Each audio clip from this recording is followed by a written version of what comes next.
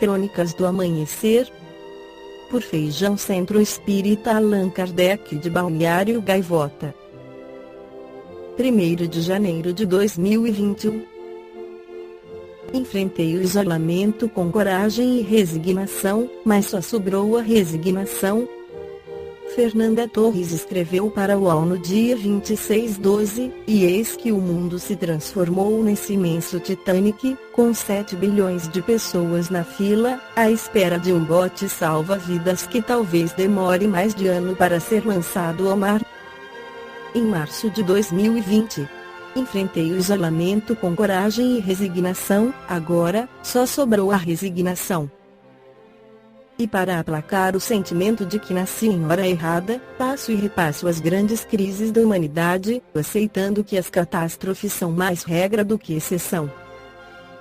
Assisti a um excelente documentário na CNN sobre a gripe espanhola. Nossos avós e bisavós encararam não só uma guerra, como uma epidemia de influenza disseminada por jovens soldados que conseguiram chegar vivos em casa. Confesso, com certa vergonha, que a retrospectiva daquela desgraça toda me trouxe uma estranha sensação de consolo. Esse horror não é privilégio nosso. As imagens em preto e branco exibem um paralelo perturbador com o agora. Negacionismo, máscaras penduradas no pescoço, aglomerações insanas e ondas sucessivas de contágio, cada vez mais violentas, também fizeram parte do menu macabro de 1918. Quando, no início deste ano, a OMS oficializou a pandemia, meu clínico geral definiu a situação como a Terceira Guerra Mundial com internet e algum conforto. Agarremo-nos às poucas vantagens da vida moderna.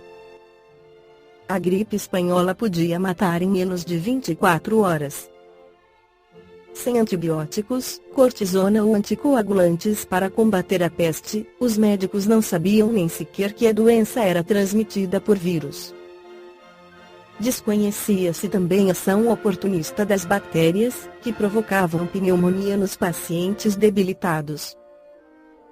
Enfermeiras cobriam a boca com panos dobrados, mas deixavam o nariz a descoberto, ignorantes de que a transmissão acontecia pelas vias respiratórias. Para agravar, a gripe espanhola deixava sequelas neurológicas em muitos dos sobreviventes. O comprometimento das faculdades mentais da maioria da população terminava apenas por engordar as estatísticas, mas ao acometer o líder de uma potência como os Estados Unidos, e isso em meio às negociações de paz da Primeira Guerra, um indivíduo enfermo ajudou a alterar o rumo da história. Falo do presidente Woodrow Wilson, que sucumbiu à moléstia durante os debates que antecederam a assinatura do Tratado de Versalhes. Decretado o fim da guerra, Wilson desembarcou na Europa pregando moderação. Convencido de que a Alemanha não poderia sofrer retaliações proporcionais ao ódio dos países vizinhos, o americano defendia um acordo que possibilitasse a recuperação econômica alemã. Pouco depois de chegar em Paris, Wilson caiu de cama com sintomas da espanhola.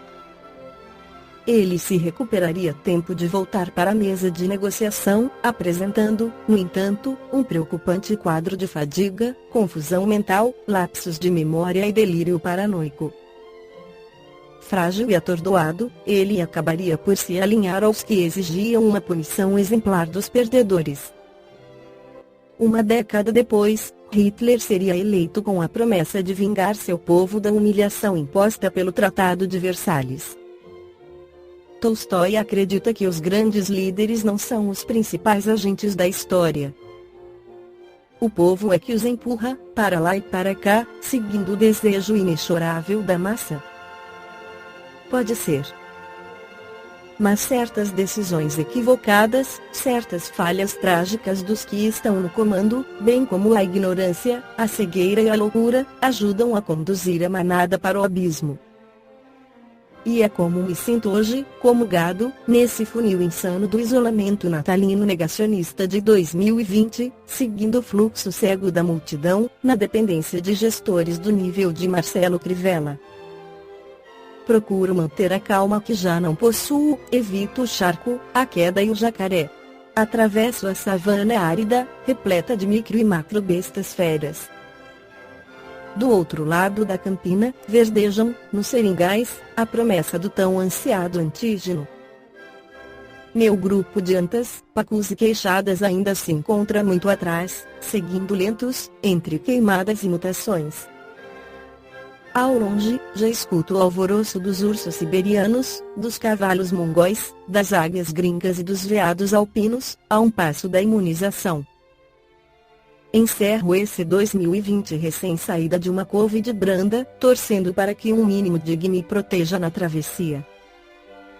Já perdi a conta dos amigos e parentes acamados.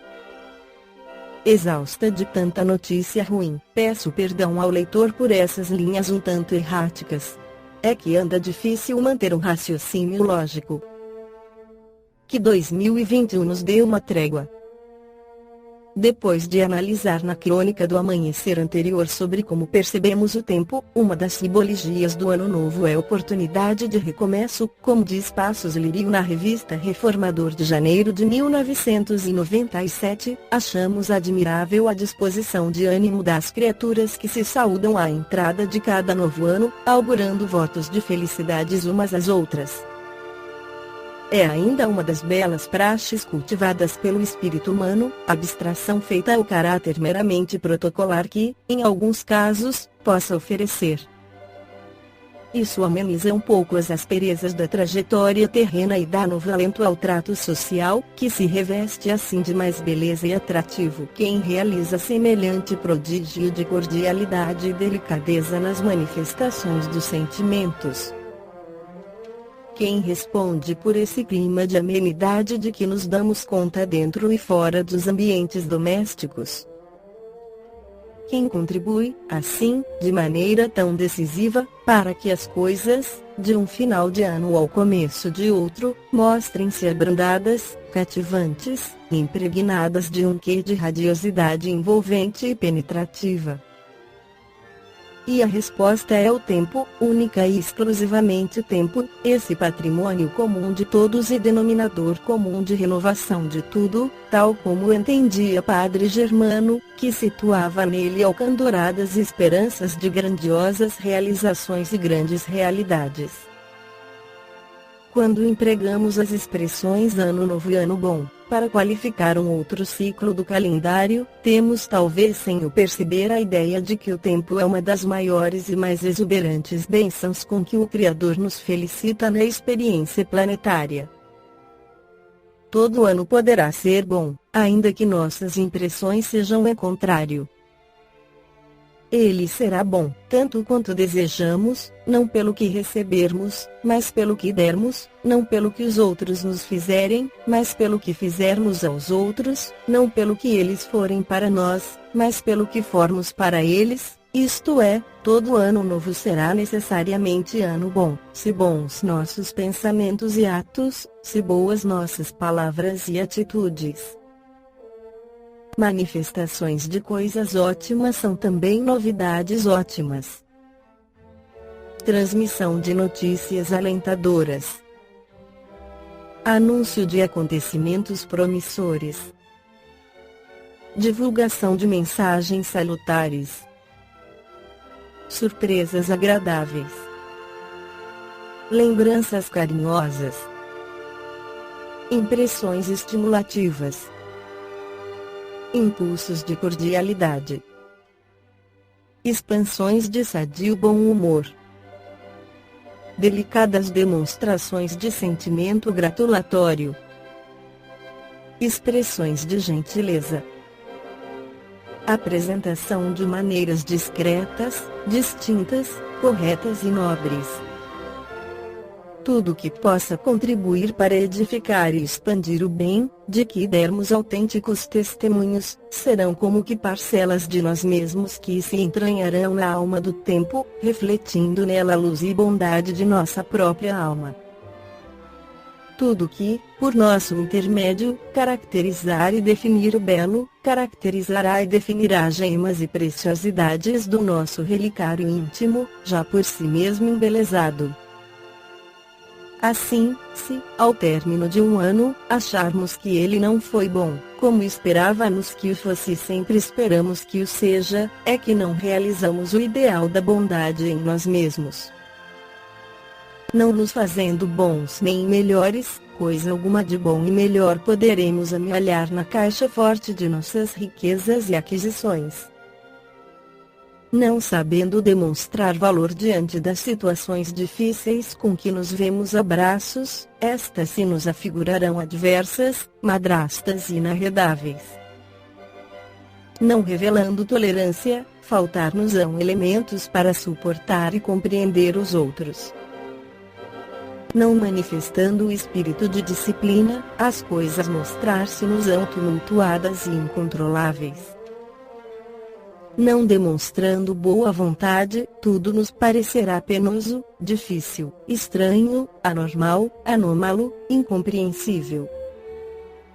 Não nos esforçando por progredir, as maravilhas da evolução manter-se-ão distantes e ausentes, ocultas e inapreensíveis, sem que possamos vê-las, senti-las e alcançá-las. Não trabalhando com afinco, as melhorias de condições de vida retrair-se-ão ao nosso contato. Não estudando com real aplicação, o conhecimento e a cultura permanecerão alheios à nossa presença. Não nos dedicando ao fiel cumprimento dos nossos deveres humanos e espirituais, as verdadeiras alegrias e venturas da existência não darão acordo de se a passagem de nossos corações.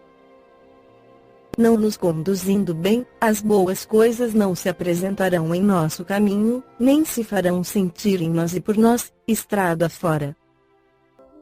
Um ano é bom quando bons nós fazemos em todo o seu decurso, evidenciando a presença de Deus em nossas vidas.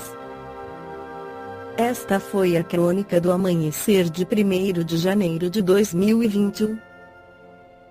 Por Feijão Centro Espírita Allan Kardec de Balneário Gaivota. Que a paz esteja com todos.